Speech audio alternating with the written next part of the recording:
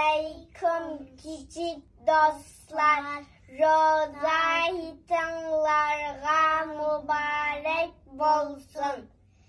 Hit geldi, yaz geldi. Şadlanımız beste. Ela oku pardayım. Günümüzde beste. Hit geldi balılar. Şad bahçılarga. Baraylı tizip rengde gül dester.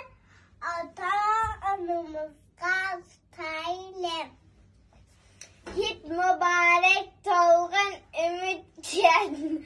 Nurların çiçilsin hemme çiçekke.